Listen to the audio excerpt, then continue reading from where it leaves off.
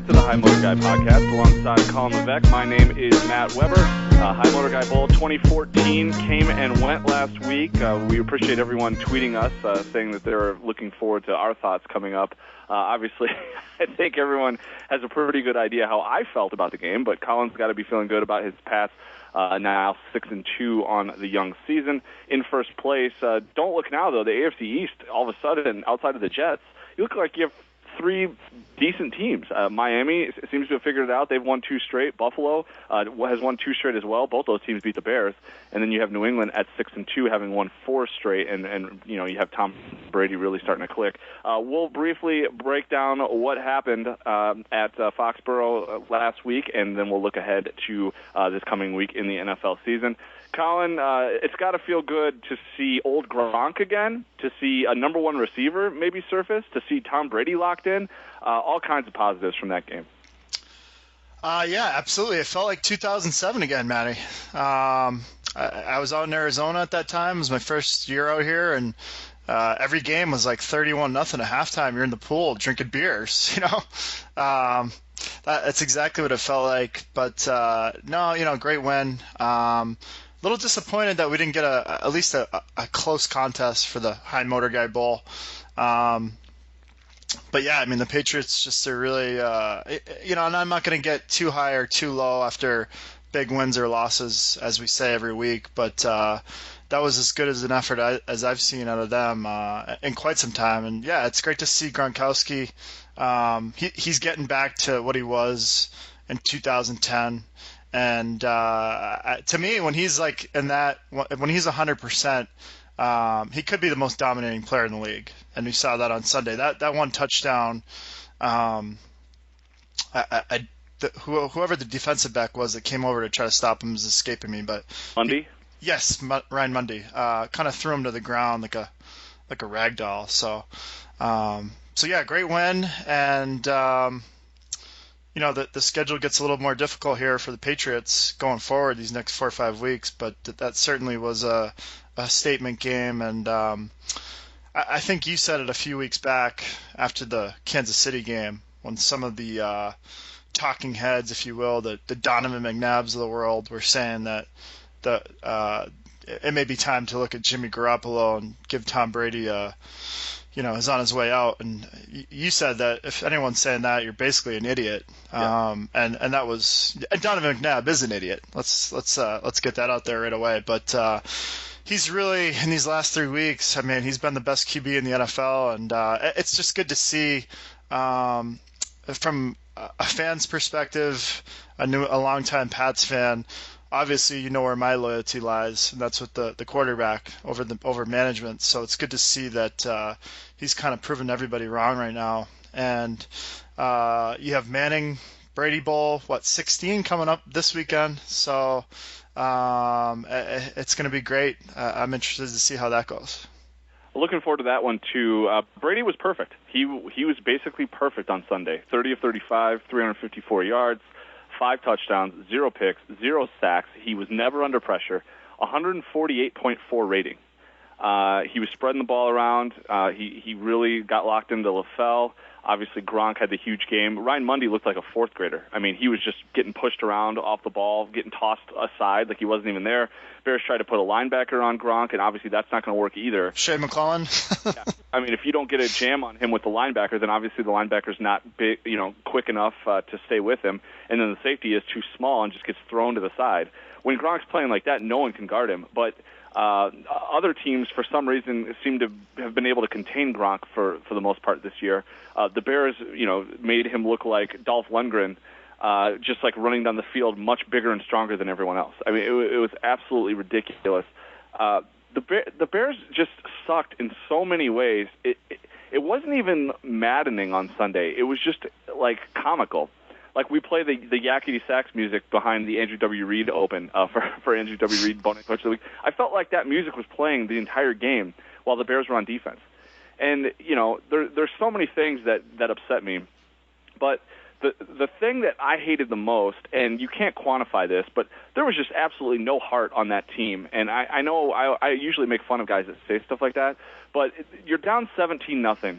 You get the ball, and you put a really nice drive together. And Matt Forte has a couple of nice runs. Cutler completes a couple of passes, and then they sort of do that little improv, almost wheel route type play over the top. Touchdown, beautiful throw, beautiful catch, 17-7. This was right after the goal line stand that forced New England to kick a field goal when they had it 1st and goal inside the 1. And you're like, okay, we have some momentum here. Let's go. Defense takes the field. New England's pinned, felt relatively deep in their own territory. They get a penalty. It's 3rd and 14. You're like, all right, boys, let's get off the field here. Let's get the ball back. Offense just got done moving the ball. And you allow a 20-yard completion on 3rd and 14. Absolutely no pressure on the quarterback. You're sitting back in a soft zone. And it was the easiest pitch and catch for a 3rd and 14 conversion I've ever seen that I can recall in an NFL. And all of a sudden the crowd's back into it. Brady's rolling. New England's got some tempo to their offense again, and they march right down the field, and it's 24-7. And then all hell broke loose after that. You had the fluky plays, and it was 3 touchdowns in a minute or whatever it was, and the game was over. But for me, it wasn't even about that. It was 3rd and 14, 17-7 ball game. You have momentum. Get a stop. Like, man up together. Jared Allen, where are you? Get some pressure. Young, Houston, make a play. Like, for God's sake, make a jam at the line of scrimmage. It's 3rd and 14. How do you give up a 20-yard completion? For me, the game turned right there. I'm not saying the Bears would have won that game if they get a stop there, but there's no way they lose by 4 touchdowns in that game if they get a stop there. For some reason, the game flipped on a dime at that point, and it was just disgusting to watch after that. I mean, I was flipping away from the Bears game for the 2nd week in a row. Yeah, and I'm with you. I mean, we usually rip on those guys. We have a good friend of ours that's, like we've said before, he's Jeff Meeks, pretty analytical guy, but when it comes to the Bears, he can be a little bit on the meathead side. But he was saying before the season that his concerns were about, some of the leadership issues and the coaching staff. And I got to give him some credit. He's right. And you won't hear me say that very often, but they kind of quit. It looked like they gave up. And I don't know. I mean, at this point, it's like, what do you say about this team? And what's funny too, Matty, is I was listening to last week's show, and our predictions were we both thought the Bears would probably hang within that number, and that the over would hit. And the second thing I said was, what I was scared about as a Patriots fan was feeding Forte the ball, screening it to him, seeing him run it a lot. You didn't see that in the beginning of the game very often. You saw the touchdown pass, but I'm not sure why they got away from running it with him, because it was pretty apparent that the yardage would have been there if they kept feeding him the ball. And then, of course, you had the Jay fumble, which led to another touchdown right away. And if you look at his numbers so far this year, just from a statistical perspective, they look okay, but you can't keep turning it over like that. So I don't know. I mean, at this point, do you think these guys have given up? Looks like Brandon Marshall's given up. He took himself out in the 4th quarter. I mean, I know you're down a lot, but and then someone from the Chicago media asked him after the game, why'd you take yourself out? And he just went off on the guy. I was like, that's a whack question, bro. So I don't know. I mean, at this point, and I've heard talk this week that you start looking back, and it's obviously easy to do this in retrospect, but you look at what Bruce Arians is doing and with the Cardinals with a completely depleted defense, and he was coach of the year with Indianapolis the year Pagano went down, and the Bears brass, they chose Mark Trestman over Bruce Arians. And at this point, those are the 2 finalists, right? Yeah, Arians wanted to come here, and a lot of people thought he was coming here, and they wanted to go with the offensive guru and took a chance, and I didn't have a problem with it, and I still don't have a problem with that decision. I think it's easy in hindsight. Yeah, it's easy to do it now, right? But Arians clearly, to this point, he wins 10 games last year out of nowhere in a really tough division. And this year they're off to a great start. You mentioned they've been depleted a bit, especially on the defensive side of the ball. They've gone through multiple quarterbacks this year, and they're just getting it done. And a huge win against the Eagles on Sunday. That was a terrific game. I'm sure you watched a lot of that one. Fantastic game. Great game back and forth, and then the big late touchdown to win it. But yeah, I mean, Big Cat, who's been on the High Motor Guy podcast before as a guest, who's a great follow on Twitter, Barstool Big Cat, he tweeted something today to the likes of Chicago, best coaches in sports, Thibs, Quenneville, now Joe Madden, who, if you didn't hear, reportedly just signed with the Cubs. And then he goes, and Arians. Right. And you're like, oh, wait, well, I forgot. We don't have him. The thing is this, Matty, it's like you're getting into the second year now. I believe he's, 11 and 16 overall, or 11 and 15, something like that. I mean, in a big market, Chicago's no different than Boston, New York, especially in a football town. I mean, it's going to get to a point here where, the fans are going to go nuts. There's too much talent on that team all around. It's just going to get to the point where it's just unacceptable. And the number 2 media market in the country, to have a football team playing this poorly, it blows my mind. And I thought coming in that they had a good chance to go on a deep playoff run. I really did. And I mean, they're a mess right now. And I don't know what you do at this point. You heard all the talk at Hallis Hall this week was, we're not going to quit. We're going to keep fighting, all the blah, blah, blah, blah, blah company line stuff. But, after since we've been doing this show for 4 years, I've never seen a Bears team get outplayed this badly in back-to-back weeks.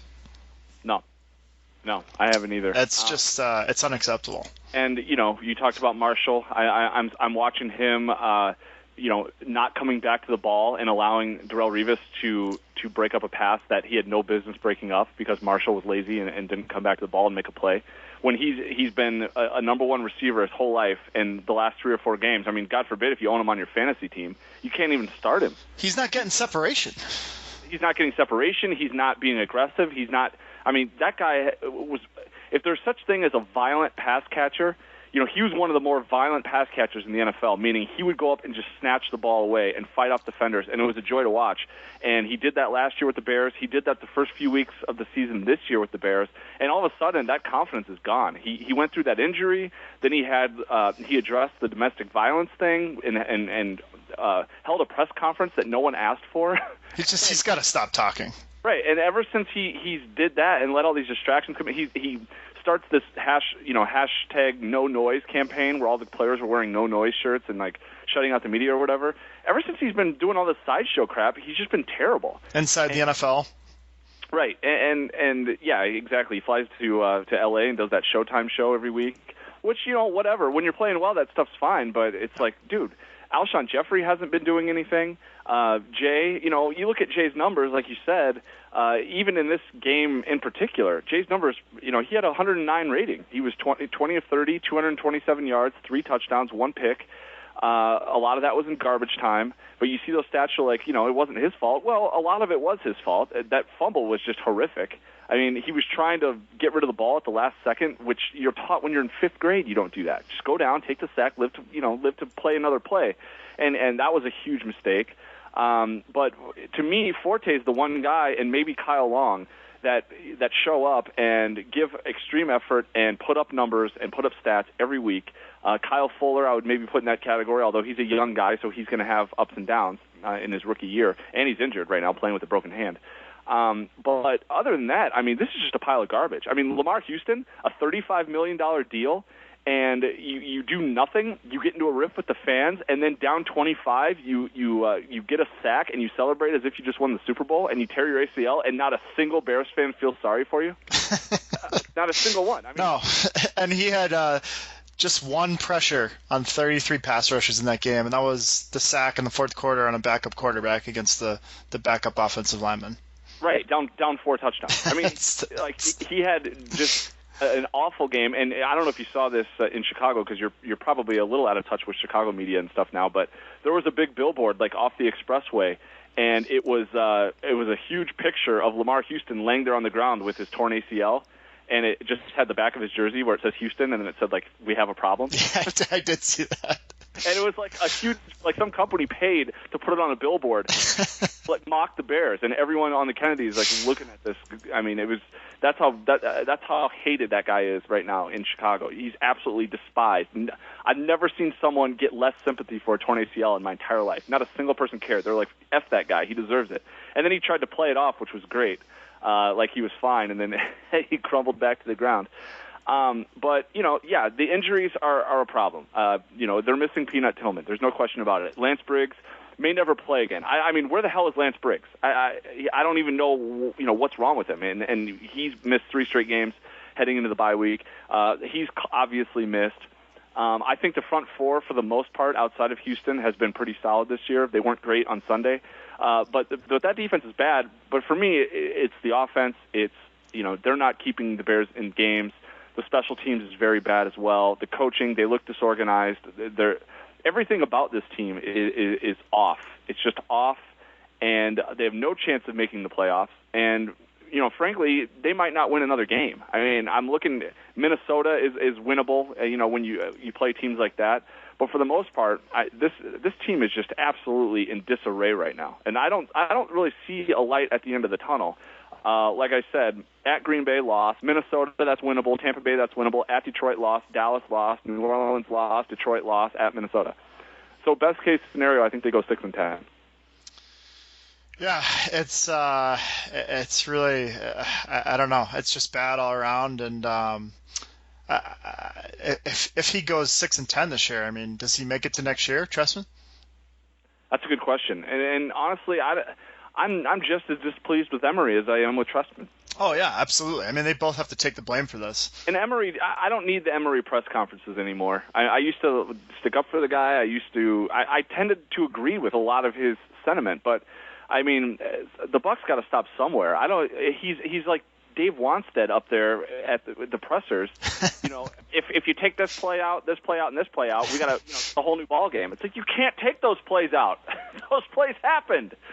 I mean, that whole excuse mentality is infuriating as a fan watching that. But the bye week. I will say this: the bye week couldn't have come at a better time. This team needed a bye week. If there is any sort of rally the troops, within the guts of this football team, which I don't think there is, then this bye week is the time they have to do it, and they'll get a little healthier. Guys that have been banged up will heal up a bit. Conti's been nursing the shoulder; he'll be better. I think Briggs will be back after the break, so that's going to help. Forte's taken a lot of hits. He had 25 touches on Sunday in a losing effort. A funny thing is, I started last week's podcast and I said to open the podcast, it wouldn't surprise me if the Bears, win. Or it wouldn't surprise me if they lose by 4 touchdowns. I didn't know that they would lose by exactly 4 touchdowns. Yeah, I kind of thought it was either going to be a tight game or Jay was going to implode and they were going to lose by 3 or 4 touchdowns. But how about this stat, Matty? 38 points by New England. That's the most the Bears have ever given up in the history of the franchise. The first half, yeah. First half, excuse me, yes. That was the most ever, and this is the oldest franchise in the NFL. They've been around forever. First time ever they've given up 38 points in the first half. Yeah, that's blows my mind. Absolute joke. He's Colin Levesque. I'm Matt Weber. You can follow us on Twitter if you haven't already. Colin's been great on Twitter over the weekend. Always look forward to his tweets at @C_Boogie33. You can follow me at Matt Weber. That's Matt with 3 T's. You can subscribe to the High Motor Guy podcast on iTunes. A lot of people have been doing that lately. Someone actually showed me their phone today and showed how the podcast loads right into their iPhone. And so that's very cool. Be sure to do that if you haven't already. Back to the Patriots before we sort of look ahead. There were so many positives. And, if I'm a Pats fan, I'm worried that a little bit of it is just because the Bears are so bad. And the timing of that game was just perfect for the Pats. I don't know if all of their warts are gone just because they played a really, really bad Bears team, but they looked great. I mean, you got to be happy. Gray comes out of nowhere, has a huge game, 17 carries, 86 yards, a 5.1 average. They barely even used Shane Vereen, didn't need him. Gronk looked like healthy Gronk of old, which we haven't really seen in 2 years. And LaFell looked like Antonio Brown out there. I mean, he looked incredible. He was athletic. He was aggressive. He was quick in his cuts. He caught everything. 11 balls, 124 yards. I mean, that's like Randy Moss numbers for the Pats. And then Tim Wright had a good game again, which he's been quiet the last couple of weeks after kind of having his breakout game. 7 balls, 61 yards, had that big touchdown. Edelman seems to be getting phased out to some degree. The Pats go back and forth with their offense, so I don't know if I look into that or not. Amendola is a non-factor. But you're starting to see sort of what I think Pats fans wanted all along, the 2 explosive tight ends and the 1 receiver, and Brady's locked in, man. Yeah, and for me, the one thing I didn't bring up the week before, the biggest thing I think for the Pats is obviously the interior line play. This kid Stork is the center. He was the starting center on the Florida State National Championship team last year. He's a really nice player. Didn't he have like 9 penalties on him? I feel like at the beginning of that game there was like a penalty on number 66 of the offense like 3 different times. There may have been. I guess the point is that when they were struggling, they were rotating that interior line, right. in and out during games. Now they have Dan Connolly at left guard, Stork at center, and Ryan Wendell at right guard. And I think that was their plan the entire time when they shipped Mankins out, was knowing that they had this kid Stork who he was injured during training camp. They knew he could step in and kind of shore up that offensive line. So that's been the biggest difference, I think, other than Gronkowski getting healthy. That's kind of flying under the radar a little bit. And then, yeah, to your point, Brandon LaFell is a more talented wide receiver than Julian Edelman. And if you put him on the outside and you man him up one-on-one with Brady, he's going to win a lot of those matchups. Absolutely. So, and Edelman's a great slot receiver. So hopefully we're seeing Tim Wright get more involved, more targets to LaFell on the outside where he should be, and then Edelman lined up in the slot. And then Gronkowski, I mean, I don't want to belabor this point, Matty, but we've been saying it on here for 3 years. When he's healthy, they're a top 3 offense in the NFL. Even last year in 10 games when he was probably 85%, they were a top 3 offense. When he's not, they're a middle-of-the-pack offense. So he completely changes the dynamic. They can do a lot of things with him. They get mismatches. And I just hope to hell he can stay healthy the rest of the way, because if he's healthy and playing like he did this past Sunday, they can beat anyone in Foxborough. How do you defend him? If you're a defense, you can't put a safety on him. He's too big. You can't put a linebacker on him. He's too quick. You just have to jam him and then throw double teams at him every single play? I mean, how do you? I don't know. When he's been healthy, there really is no way to stop him. When he's been banged up, teams can kind of take him out of the game plan a little bit. But if he's healthy, I don't know. That's really a great question. And not to mention the fact that you can run off his ass. He's the best blocking tight end in the league. So, yeah, it's great to see. I love it. And I just hope he stays. Every time he goes down on that forearm, I get nervous. But and how good have the Patriots been closing out first halves? Obviously, the 3 touchdowns in 57 seconds was just mostly inept Bearsness, But the Pats, every week it seems like they're scoring to close out a half, which is huge heading into the second half of games. Yeah, they do a really good job after that Oakland blunder in week 2, I believe, where Belichick got the bonehead coach of the week. After that, in the second quarter of games, they've been really, really efficient. So looking ahead here, Bears heading into the bye week, which I think comes at a perfect time for them. Like I said, if there's any hope to somewhat be competitive heading into the second half of the year, this bye week is just the perfect time. Pats, Denver, hosting Denver. This was a classic game last year, if you remember. Denver got out to a big lead, and the Patriots came back and won it. It was an awesome game. I think that was a Sunday night game last year. This year, it's a Sunday afternoon game, primetime though, 3:25 local kickoff here in Chicago. Home game for the Pats, who are just dominant at home and have been in the entire Belichick-Brady era. What are your initial thoughts going into this one? Obviously, we don't do any predictions necessarily. We'll get into that later. But this is, as a fan, I really don't think it gets any better than this matchup. No, I'm with you 100%. My initial thoughts on this was I was setting the over-under on defensive holding penalties against the Patriots at about 14.5. So I see Manning just throwing it up there and looking for those flags like he did when he was in Indy. But no, this is a great matchup. I think Denver is actually a little bit better than they were last year, especially on the defensive side of the ball. We gave out. You asked me last week. You said give out a pick for play money. Who do you got? And I said take Denver with 7 points over the Chargers, and they came out and really, there was a chance of a backdoor cover, but the defense kind of closed that out in the fourth quarter. So when you look at DeMarcus Ware, Von Miller starting to get up to speed here, T.J. Ward, Aqib Talib, they have a much more well-rounded defense this year. But in saying that, so does New England. New England, you saw Brandon Browner. I mean, he's starting to come around here, and he looked great last week.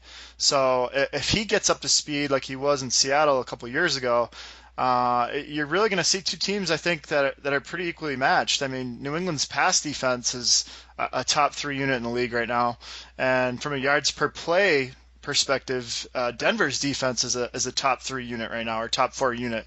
So this really could come down to the old-fashioned shootout. I mean, defensively, both teams will be better, but I'm sure there's still going to be points scored. Now, in saying that as well, there's going to be snow in the forecast on Sunday in Foxborough. Typically, if you go back and you look at the Brady Manning matchups over the years, Peyton hasn't fared very well in the snow or the cold weather. As a matter of fact, even last year in the second half, Denver was up 24-0 in that game, and they imploded in the second half. It got pretty cold, and then when it went to overtime, Belichick won the toss and deferred, took the wind, and that ended up winning the game for them. Wes Welker muffed the punt, and they ended up kicking a field goal. So I'll be interested to see how it plays out. I think at home the Pats can beat anyone, which they've proven. They've won 13 in a row now at home. But I'm not going to take this Denver team lightly. I mean, we saw what they did to New England up in Denver in the AFC title game. So to me, it's really imperative that New England gets this win so they can try to get home field. Because if they get home field, I don't see any reason why they can't go back to the Super Bowl. I know my opinions changed and shifted quite a bit, but after seeing Gronk and guys like Brandon Browner last week, I think it's starting to come around here, and I think they're starting to click. Browner was great. He was really physical. For the most part, I thought that he in most games this year, he would have been called for about 10 pass interference penalties. But for whatever reason on Sunday, they let all of those go. And I'm fine with that as long as you let it go, the whole game. He was mugging like Brandon Marshall, Alshon Jeffrey, and they were just playing like bitches. And he was aggressive and physical, and he was on them. They couldn't get separation, and the refs weren't calling it as tightly as they have been for most of the year. And he was great. So I think he's been a great factor. Definitely something to Peyton Manning in the cold weather. I know people talk about this every year when the weather gets cold, but he sucks in the cold. He always has, and even as recently as last year. I'm a little, sad, I guess, that snow's already in the forecast. I hope it doesn't snow here. But yeah, that's the concern if you're a Denver fan, and that looks good for Patriots. They have to get home field. They're not going to go to Denver and win just like last year. It's just not. This Denver team, would you agree that so far this year through 8 weeks is by far the best team in the NFL that you've seen? I think they're the best team in the league. Yeah. They're the most complete team right now. Right. I don't think there's any question about that. No. And Emmanuel Sanders is coming into form now after he kind of got off the slow start. Now they have Welker back. He's been quiet, but he was a guy that was explosive for them last year. Ronnie Hillman just looks like a completely different player than Monte Ball. I mean, he is. He's just night and day better. And now they have a legit running game, whereas the first 4 or 5 weeks of the season, Ball just couldn't get any separation. He was slow in the cutback. He really struggled. And he got hurt, and now he's coming back in a week or two, and he's not going to have his job back because Ronnie Hillman's been that good, and so that kind of worked out for them. They still have Julius Thomas. They still have Demaryius Thomas, obviously. And, as long as they can keep Peyton Manning upright, then they're my favorite. But we'll get into predictions in a bit. Go ahead. There's one more thing, Matty. At home in October since 2003, Patriots are 41-9. So, October, November, this time of year, they at home they don't lose. And we gave the stat a couple of weeks ago about if they're an underdog or a short favorite at home, they pretty much win and cover almost every game. They're unbeatable at home. They're unbeatable after a loss, and they're unbeatable at home. I mean, that's it's the numbers don't lie, Right. Them, New Orleans is basically unbeatable at home. Somehow Sunday night. I mean, I didn't get to watch that game. I was at a concert, and did you? Were you able to watch the game? I watched the entire game. Because Rodgers got hurt. Rodgers went down in the third with a hamstring injury. They were knocking on the door, about to take the lead, and he pulled up on his hammy. And right after that, it was game over. He threw an interception, I think, 2 plays later, and that was it. And then of course Mike McCarthy, our guy. Really, the play of the game. They had the ball back after New Orleans went down and scored, I think, on 2 plays. Green Bay drove again, got the ball at midfield. This is probably 4 or 5 minutes left in the third, and it was 4th and 1. And they went for it, and guess what play they ran, Matty? Inside dive. The fullback dive, the dive 7, right into the middle of the line of scrimmage. No, it was Lacey, I think, who was having an awesome game, but there's just nowhere to go. And as soon as New Orleans stopped them on that, I'll tell you what, the Green Bay defense maybe is just as bad as the Bears. And from a statistical perspective, Green Bay's defense is, they're giving up chunks of yardage. Neither team punted in that game, but New Orleans put up 495 yards of offense. And, it was just – they were doing whatever they wanted, whenever they wanted. And that's a team that's really been struggling a little bit. And this was a must-win game for New Orleans. So as good as Green Bay's offense is, their defense, they're a little banged up in their secondary, but their defensive line is I don't – if I'm a Packers fan, I'm pretty concerned about that. Yeah, I was at a show Sunday night, and I was occasionally checking my smartphone for fantasy and stuff like that. And, the first part of the game is kind of back and forth, and then I think it was like 16-16 or something, and then I didn't check it for like 20 minutes, and then it was like 44-23. I'm just like, what the hell just happened? It turned quick. Yeah, they just exploded, and I never really got a good answer as to what happened. I didn't realize that Rodgers tweaked his hamstring. That would explain it. Jordy Nelson was really quiet in that game, and he's been great all year. It sounds like they really kind of bracketed him. Lacey had a good game for the Packers, but yeah, New Orleans is one of those teams, 3-0 at home and 0-4 on the road. But they're in such a bad division, they're tied for first place right now, and they actually have a huge game as you listen to this on a Thursday tonight. Carolina and New Orleans. Neither team has been very good this year, but they're playing for first place right now in that NFC South division, both tied at 3-4. So that's a huge one. I think New Orleans finds a way to get it done in that contest.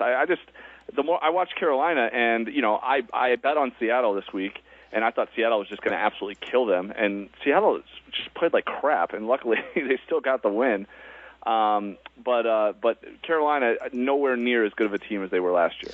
No, and I don't know if you got a chance to watch that game, but Seattle had about 10 different chances to end up getting that play money cover at -6.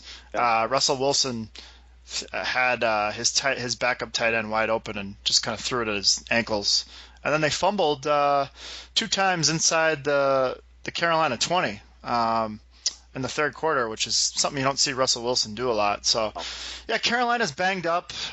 We've talked about them week after week. They had salary cap issues coming into the season. They lost Jordan Gross, their longtime left tackle, retired.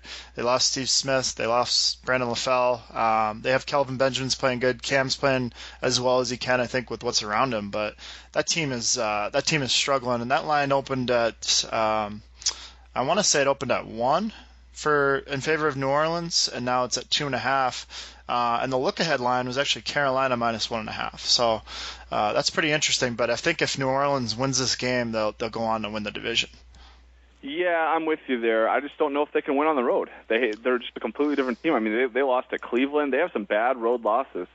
And then at home, they look like world beaters. And it seems like it's every year, but they're the biggest split-wise between home and away. Were you surprised Dallas lost at home on Monday night? That was, I think, a 9.5-point spread. And one of our loyal listeners, Greg Rosenberg, who's a big Redskins fan, he listens to the podcast every week. He told me, listen, Matty, he's like, he goes, take the points. He goes, it's a divisional game. The Redskins are absolutely in a good spot here. The Cowboys will be looking past them. They will keep it close. I'm not saying they'll win, but they'll keep it close. And I was like, 9.5. That's a lot. That's a lot of points. I'm feeling you. However, Dallas has been great this year. And then he started asking me, what's the money line in that one? I'm getting a feeling that Washington might win outright. I'm like, what the hell is wrong with you? They have Colt McCoy going at quarterback. Yeah. And the money line offshore anyway I saw was plus 370 if you were going to take the Redskins, and minus 440 if you're going to take the Cowboys. I don't know what you saw. That's what I saw right before kickoff. He didn't end up taking the money line, as far as I know, but yeah, he was dead on, and the Skins actually won outright, and that was an entertaining game. Obviously, he had a big scare with Tony Romo going down. But any concerns with Dallas? They've kind of been the class of the NFC here in the first half of the season. But now you have a shaky quarterback, and they were kind of exposed. Their blitz protection was awful in that game. Yeah, that was a great spot for Washington. I completely agree with all that, the analysis you just gave out. Obviously, Dallas is probably looking ahead to Arizona this week, big game. And then Colt McCoy coming in, and I mean, he's done a nice job. Hasn't, I don't think he's a good quarterback by any means, but hasn't really made huge mistakes. I actually have a funny story for you, Matt. I have a friend of mine who will remain nameless at this time, but he had a 10-team parlay for this past weekend. Okay. And the Steve Smith offensive pass interference call, he had Baltimore money line. So that Steve Smith PI call against the Bengals that would end up winning the game for the Ravens, if that call doesn't get made and Baltimore wins that game, he comes down to a situation where he has this 10-team parlay is paying out. It was something ridiculous. The odds were astronomical. But it came down to the Dallas money line. It would have come down to Dallas money line against Washington. And the question was, do you hedge that out? With a 9.5-point spread, looking at that money line, you're saying, well, no, probably not, right? Just let it ride and go for it, or what do you do? I mean, thankfully the Steve Smith PI call was made, and he doesn't have to end up getting to that decision. But he said, if I lost that parlay on Colt McCoy beating Dallas at home, I probably would have cried. Yeah, that you'd much rather lose that on Sunday than you would on Monday night with Colt McCoy in Texas Stadium. I mean, what are the odds of that? Yeah, that's man, Jesus. Picking 9 straight correct games is not easy, or 8 straight correct games heading into that 9th game is not easy at all. And that Philly Cardinals game was no different either. I mean, that was a real kick in the balls if you had the Eagles, because they had 4th and 1 on the Arizona inch yard line, and they end up kicking a field goal. And of course, Arizona gets the ball back, and John Brown from Pittsburgh State gets behind the defense and scores, like an 80-yard touchdown. So that was a great game. But yeah, I mean, a lot of these, again, if you're betting on these games, good luck to you. Of course, for play money, but there's some crazy, crazy swings. They really are, and that was a great throw by Carson Palmer. I mean, when he's been out there and healthy, he's looked like vintage Carson Palmer, which is cool. I've always liked Carson Palmer for some reason. I liked him in college. I liked him when he was in Cincinnati. Then the injuries really just kind of derailed his career. And then he goes to Oakland, and he's not the same guy. And he comes to Arizona. But they have some weapons. They actually utilized Larry Fitzgerald for the first time all year on Sunday, which was good to see. Larry Fitzgerald's still really good. I don't know why they don't throw him the ball. They finally utilized him, and he was terrific. But just a huge game coming up here. 6-1 Arizona at 6-2 Dallas. Still no definitive news on Tony Romo. For those that may have missed that, he took a knee to the back, which is the same spot where he's had 2 surgeries. It was just a contusion. It wasn't any kind of like tearing or anything like that, which is good. But he's in a lot of pain this week. He won't practice probably all week, and then he'll be a game-time decision for that game this week against Arizona. But Brandon Weeden, no problem. He looked all right, actually. He came in and had a nice drive there. And, of course, Jerry Jones has to play doctor on the sideline, which is just ridiculous. One other thing worth noting, Maddie, for this game against Arizona coming up, Justin Durant, the will linebacker for the Cowboys, who's had a great season, he's done for the year. So that's a big loss to they already lost Sean Lee before the season started.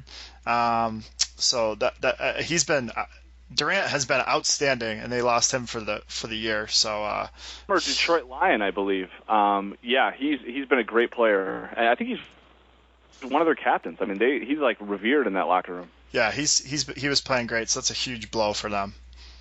Looking ahead at some of these early lines, Colin, anything jump out at you? I as far as a fan is concerned, the Colts are really fun to watch. So Colts-Giants I'm basically all in watching the Colts every week. Even though they lost on Sunday against Pittsburgh, that game was like fantastic. That was like football porn. There was no punting. There was no defense. It was just chucking the ball down the field, weapons all over the place for both teams. That was great. Indy-Giants will be fun. Baltimore-Pittsburgh.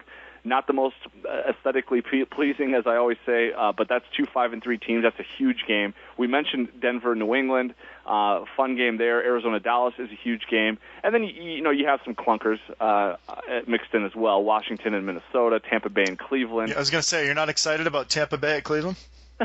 1-7 Jacksonville at 4-3-1 Cincinnati.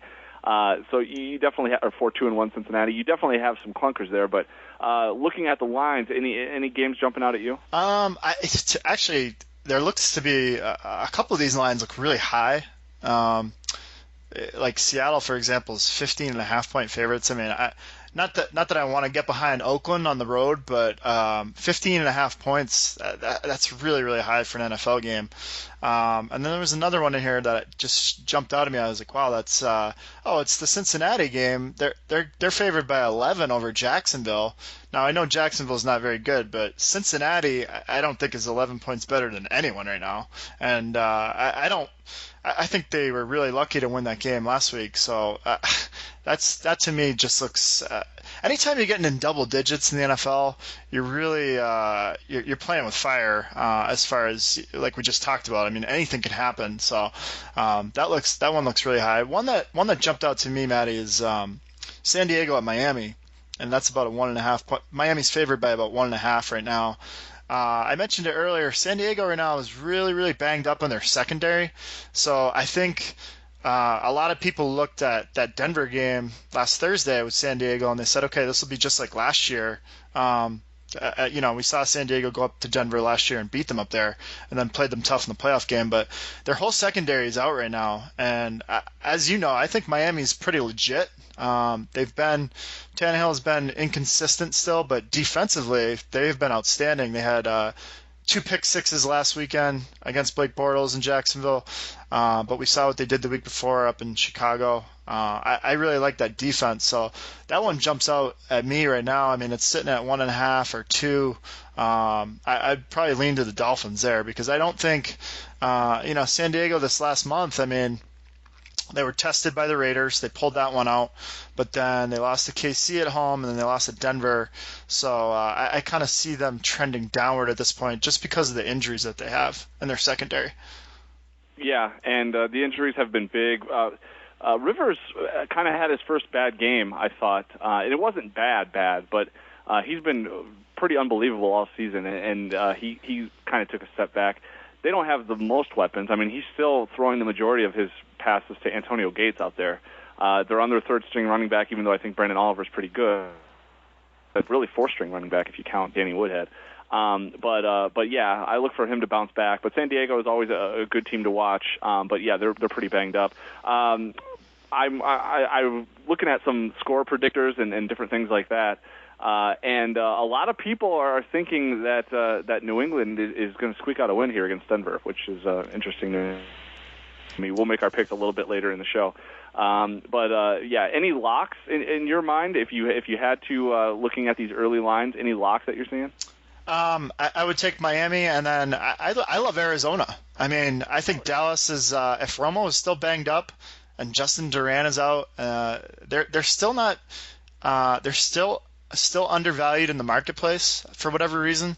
And like I said, we said this in the preseason. Like, I don't want to bet against Bruce Arians. I think Bruce Arians is great, and if they go in there, there's no line right now because they're waiting on the Romo news. But if they go in there as a 3-point dog or 3.5-point dog, I would lay the points with the Cardinals. I like what they're doing right now. I would absolutely lay the points with the Cardinals. I think, looking at this game, I see like maybe a 1-point Dallas win, like 28-27. But I think Arizona absolutely covers. Arizona, think about them. I don't get to see them as closely as you do. But are they as balanced as they seem? they don't do anything great, but it seems like they do everything well. Like Andre Ellington is a really nice running back. You have a nice quarterback in Palmer when he's healthy. You have a good receiving core. Their defense is good. It's you don't see a lot of great, but everything is good, and it's kind of come together, and they look like a really solid team. What do they do that everyone else in the Midwest and East Coast is missing? They're very balanced. They're very well coached. I've mentioned Todd Bowles before and what he's done with that defense and all their injuries that they've had, and he still puts together. I mean, they lost Patrick Peterson on Sunday. He got knocked out with concussion, and they still came up with some big stops, some big turnovers. Antonio Cromartie just came out of nowhere and had 2 picks, and they're making big plays. They have a vertical passing game. He's not afraid to take shots. As we saw late in the game, he threw an 80-yard bomb to win the game, basically. So, yeah, you got to love what Arians is doing up there, and I think the more that the team buys into what he's coaching as they are now, I mean, you see them, they're going to start rolling. And the fact that you can still get them cheaply priced at this point, even as an underdog, it's really a no-brainer to me. Another no-brainer to me, and I think I said this on the podcast last week, and I remember talking to some people off air that were doing confidence pools and different things like that. The New York Jets, you basically just have to fade them across the board now. People are doing confidence picks, and they're struggling last week between Buffalo and New York. And people were like, well, the Jets are at home. I don't think Buffalo's very good. And I'm like, are you nuts? I'm like, you have to take Buffalo here. I don't care if it's Kyle Orton. I don't care if Buffalo's on their 3rd and 4th string running backs because Spiller and Jackson are hurt. The Jets are absolutely dreadful. And I would pound Buffalo in this situation. And sure enough, before you knew it, 12-15, Geno Smith's already thrown 3 picks and basically gets benched for Michael Vick, and Vick wasn't much better. This Jets team's in absolute disarray. They've accumulated all kinds of draft picks over the last few years. They're another huge market team. And they're probably the only franchise that I would rather, the Bears' arrow is pointing higher than right now. That's how bad the Jets are, and how bad the Bears are. I mean, what would it take for the Jets to get on the right track? I think it would start with a coaching change. But I don't know if you saw Mike Francesa's rant. I mean, they're just, people are like just dumbfounded by how bad this team is. Geno Smith had a 0.0 QBR rating last week. Oh, God. I mean, we complain about Cutler, but 0.0. I think he threw an interception like 8 seconds into the game or something like that. I asked you last week, I said, how can this team be favored by 3 points over anyone right now? Yeah. I would take Illinois getting 3 points at the Meadowlands. Or even Northwestern. I would be like, all right, give me the points with Northwestern against the Jets. They're at Kansas City this week, and Kansas City is playing well. They've won 2 straight. They had a huge, St. Louis got a nice win the week before, beating Seattle, and they went to Kansas City, and the Chiefs just gave them a beat down, beat them 34-7. Andrew W. Reed was just calling all the right plays. They're giving Jamal Charles had a big game, they're playing Kansas City. I'm looking at this line at 9.5 right now, and like you talked about 5 minutes ago, that's a lot of points. It's not quite double digits yet. It's on its way. But you can't take the Jets, even if you're getting 9.5 points. No, and Arrowhead's a tough place to play.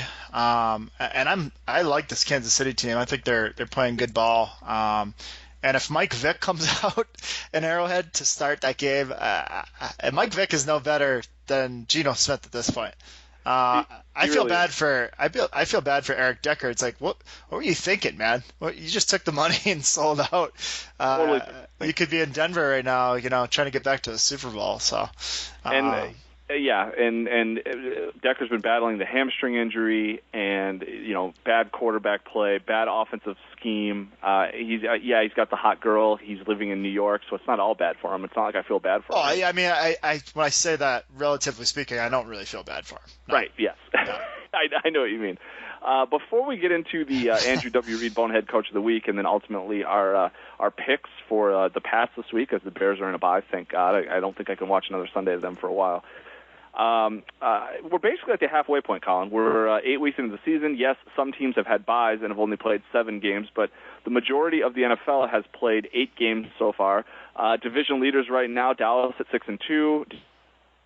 Detroit at 6-2. I mentioned the NFC South heading into Thursday Night Football. Carolina and New Orleans are tied at 3-4. That division is just awful. Atlanta's 2-6. They're bad. Tampa's maybe the worst team in the NFL. They're 1-6.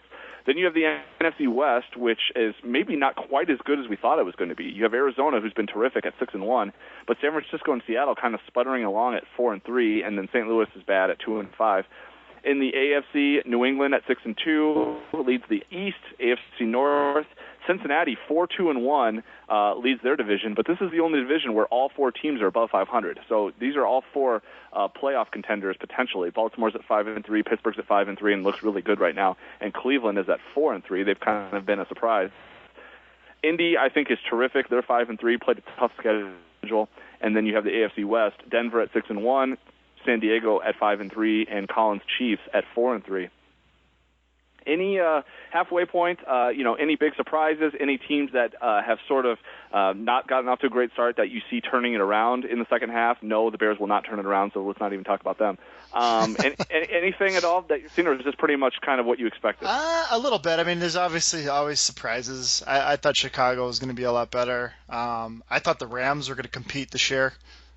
With the talent that they have, and they've been every year. Every year we go, you know what? I think the Rams are going to. I think the Rams are going to maybe win the division this year. They're bad.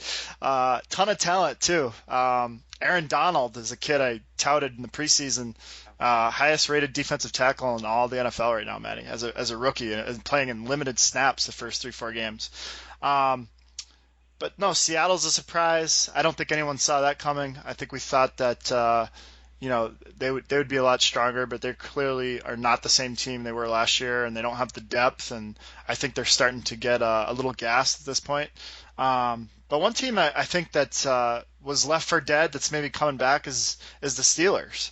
And who would have ever thought that Todd Haley's offense would be breaking records? A couple of weeks ago, I thought that guy was on his way out. But, I'm telling you right now, Antonio Brown is the best receiver in football. That guy is unbelievable. I knew he was good, but heading into this year, I had no idea he was this good. He is exciting. He is fun to watch. He makes every play.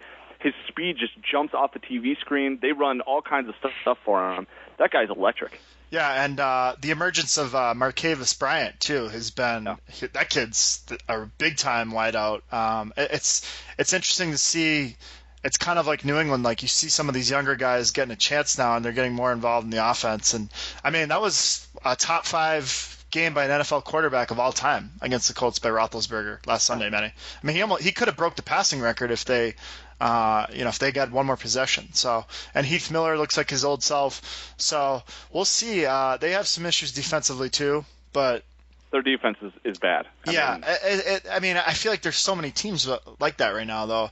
That even the Colts, I thought defensively they've been pretty sound, and they lost Vontae Davis in that game, and that was it. I mean, there was zero chance.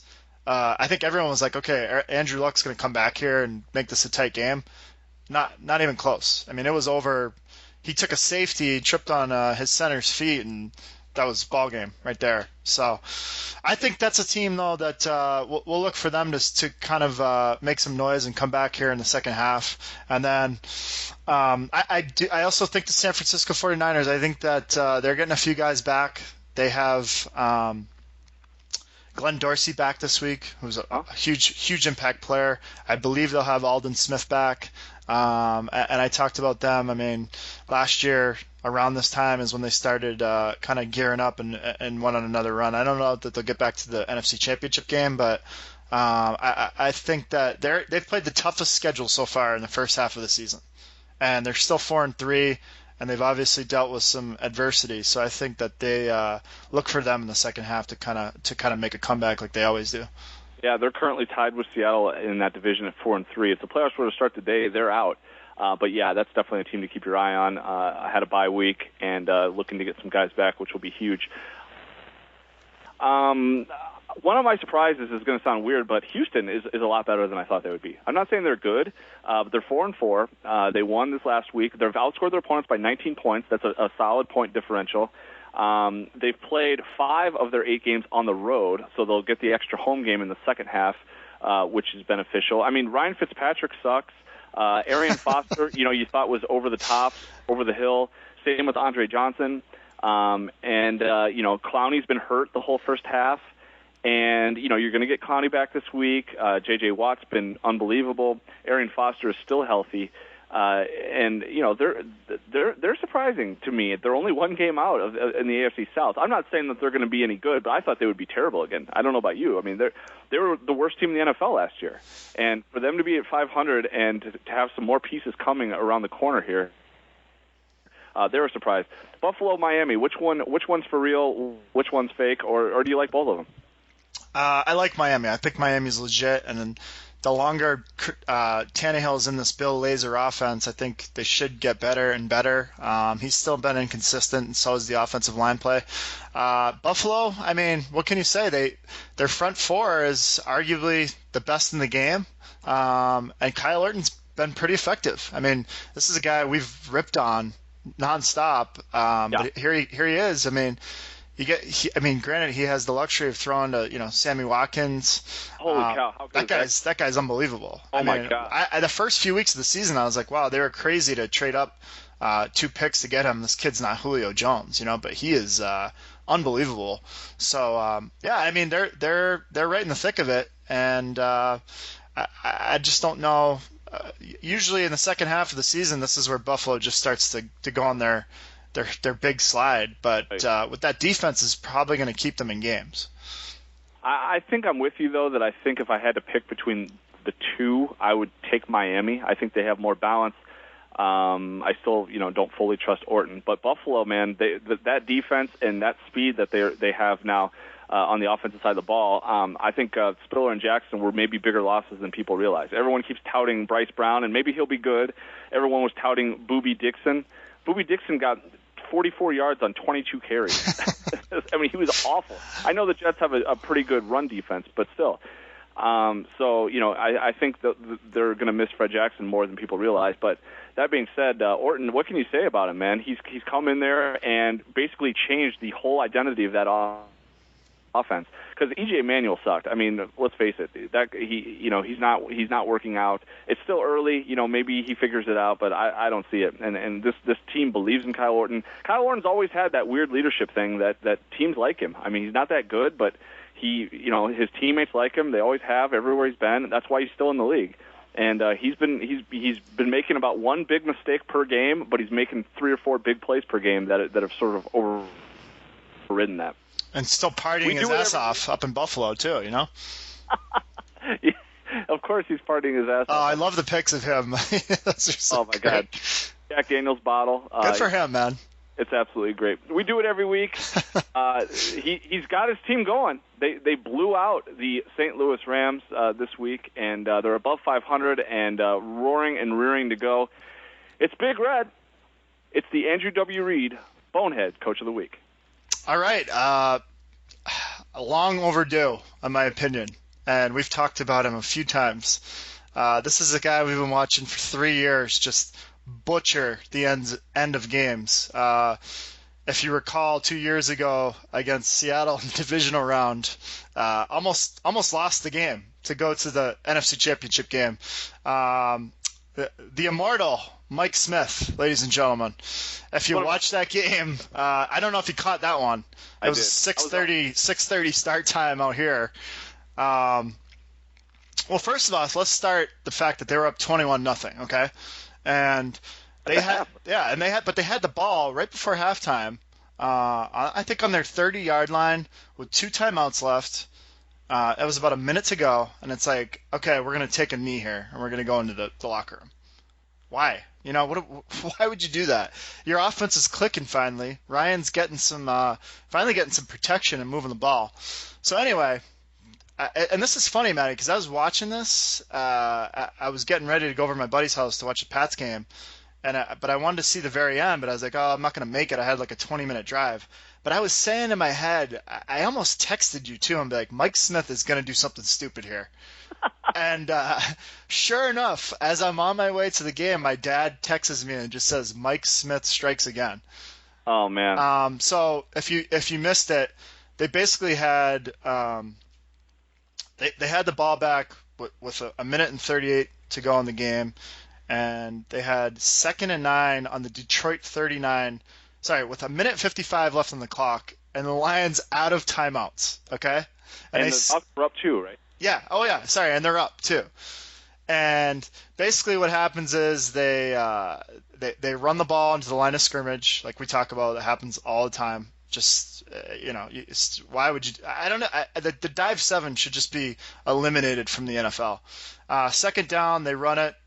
There's a holding call on Atlanta, and then 3rd down, they decide to throw it with a minute and 50 left, incomplete, and then they punt for 33 yards. Detroit gets the ball back, no timeouts, and sure enough, goes down the field. And then if you saw, there was a delay of game penalty. Yeah. On the missed field goal by Matt Prater from 43 yards, gets to re-kick, 48-yarder. It's good. So I think that might have sealed Mike Smith's fate, along with Dirk Cutter and Mike Tice and company. So it's good to have him back, because he's won the award numerous times over the years, and I wish I had video of it. I usually would take a GIF or a Vine and post it on my Twitter feed, like see him running down the field trying to call a timeout or something. So has that puppy dog face too. Like he's just like, I can't. Like every time you look at him, it looks like he just got kicked in the stomach, and you almost feel bad for him. But they got ultra conservative with the lead. That particular series that you talked about, that's basically everything, how you the complete wrong way to do everything when you're trying to milk clock out. You run it into the pile on 1st down. Okay, you're trying to get 1st downs, so that's not a great start. 2nd play, you get a penalty. Okay, it moves you back 10 yards. Now you have no chance of getting a 1st down. But then on the 3rd play, instead of running the ball to milk clock when you have no chance of getting a 1st down, that's when you throw, and then it's incomplete pass, and you basically just gave them a free timeout and saved them like 45 seconds. He just did everything wrong that you could possibly do in the play calling situation there. And then, it was unfortunate with the delay of game, because that's a rare instance where a team, screwing themselves actually helped them in Detroit's case. Delay of game, Prater, Detroit going into that kick was 6 for 16 in field goals, which they're on the 3rd field goal kicker. And then Prater missed that kick from 43 yards. But then the penalty cannot be declined. So they had to re-kick from 5 yards farther back, and it was a 48-yarder, and he drilled it, and the rest is history. Now the Lions are in the driver's seat in the NFC North and looking really good, and the Falcons' season is basically over. Their win probability was 97% in that situation, Matty. It's almost impossible when the other team has no timeouts left and you're under 2 minutes to lose. Yeah, they did it. So they did, and he'll find a way. There's no doubt about it. At some point, we really will consider changing the name to the Mike W. Award trophy. He's just won so many of them. I mean, he's got all kinds of plaques on his wall. Hall of Famer. Deservedly so. Huge game this week. Pats, Denver. This is definitely, in my opinion, even though it's not the Sunday night football game, along with Dallas and Arizona, this is the marquee game that everyone wants to see. These are the 2 big quarterbacks, the guys that have kind of been the face of the NFL for the last 10, 12 years. These are 2, powerhouse franchises. Denver, since Peyton Manning has gone there, has sort of become America's team. Whether you either love them or love to hate them. New England was that for a long time and have been the model of consistency. It's a huge game. Colin mentioned cold weather, potentially snow in the forecast. New England's great at home. What are your thoughts, buddy? What are you thinking? And then finally, what's your prediction? I think it's going to be a great game. Like we saw last year, that game up in Foxborough was probably the game of the year as far as I'm concerned. Denver up 24-0. New England comes out in the second half and just goes on a tear, and then Belichick defers in overtime, and they get the punt return off Welker's. Balls to do that too. Oh, huge balls, and he took so much heat. I remember when he did it, everyone's like, "Are you crazy?" But he knew damn well it was cold, and the second half in that weather, Manning he crumbled. And there was a lot of concern about that in the Super Bowl, but it ended up being pretty nice weather up in New York. So, but again, looking at the numbers and the stats against the spread and as a home underdog and a short favorite, I have to take the Patriots. I can't go against those trends and those numbers. I mean, October and November, December at Gillette, they do not lose. So if Denver goes up there and knocks them off at Gillette, God bless them. New England's won 13 in a row, so 13 in a row at home. So I just if they have the capabilities and the team to do that, then they deserve to get my to go against my pick. But that's where I'm going. What are your thoughts? Similar thoughts to you. We've been agreeing a lot with our predictions lately, which is not necessarily the usual happening. I like the Patriots to win this game outright. I think it's going to be high scoring. If I had to pick a number, I would say something to the effect of 31-30 Patriots. I think Pats win a close game, back and forth, a lot of scoring, and they win by 1 point. I just think they're too good at home. Both these offenses will be clicking. The defenses, like you mentioned earlier, are actually better than I think people realize. But I'm going Pats 31-30 over Denver. I'll probably regret that. I actually thought San Diego would play Denver very tight on Thursday night and cover and possibly win outright, and they ended up getting smoked by 2 touchdowns. So could be off on that. It's not wise to bet against Denver, so I wouldn't go out and throw a bunch of money on New England necessarily. But I do think the Pats get it done. Hey, you got a phone going on and a siren? What's going on over there? It's all hell's breaking loose here in the South Loop of Chicago. A phone is ringing. For some reason, someone's calling the studio at 7 o'clock at night. Is the cleaning lady here? Is she there yet? She's not here for. I don't think she comes on Wednesdays. Wednesdays work out well. I think she likes the Pats too. She'll take the points to the Pats. She'll take the points, no doubt about it. He's Colin Levesque. My name is Matt Weber. We do it every week. Be sure to tell a friend. The podcast has been growing. What was we got picked up by Hound Sports? Hound Sports, yeah, good group of guys. They decided to put our show up on their website. They're out of Southern California, so check out their website. It's houndsports.com. We are on ChiCitySports.com in the Midwest. We're on HoundSports.com in LA. We're all over HighMotorGuy.com and obviously Twitter and social media. And the podcast is a lot of fun, and we really appreciate that and appreciate those 2 major outlets for picking up the podcast. He's Colin Levesque. I'm Matt Weber. We do it every week. We'll talk to you next week. Take care.